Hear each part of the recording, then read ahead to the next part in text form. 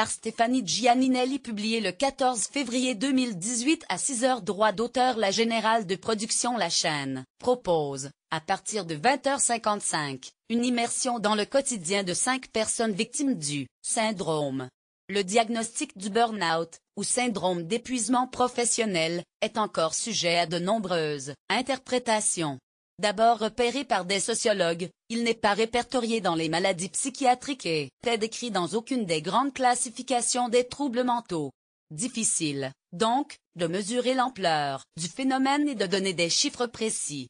Pourtant, si ces causes sont complexes à déterminer et si le terme de burn-out semble galvaudé, la conséquence est commune à tous, ceux qui en sont victimes, une dépression d'une immense violence qui arrive comme une déflagration. Je me suis écroulé.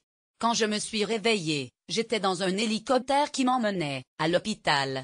Mon cœur est descendu en dessous des 50 pulsations par minute, témoigne Thierry Machard, dans le sujet. J'ai fait un semi-coma. À mon réveil, j'avais perdu la vue et je n'entendais presque plus rien, ajoute Brigitte Counts, cadre de banque. Une description de 7 secondes de trop, où le corps décide de tout stopper, et la vie d'après, c'est ce que propose de comprendre la mécanique burn-out, pour le monde en face, suivi d'un grand débat animé par Marina Carrère d'Ancos.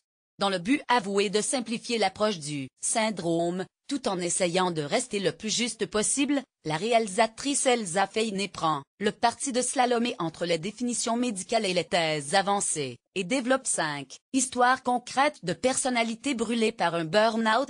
Ici, un chef cuisinier, un cadre bancaire, une assistante sociale, un berger ou encore un ancien responsable associatif. Tous ont vécu ce spectaculaire effondrement physique et psychique, et tentent aujourd'hui de le comprendre pour se reconstruire. Un éclairage philosophique étayé notamment par les interventions avisées du psychiatre et psychanalyste Robert Neuberger.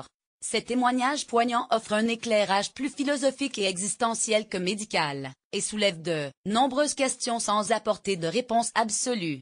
Il faut faire preuve d'humilité. La dépression, c'est très vaste, confirme Elsa Feiné, journaliste spécialisée dans les questions du travail et de la santé depuis 10 ans. La tentation est grande de tirer des généralités, or il existe toujours un contraire, et il est impossible de trancher et de dresser des profils types. Chaque professionnel de la santé a sa propre définition du burn-out.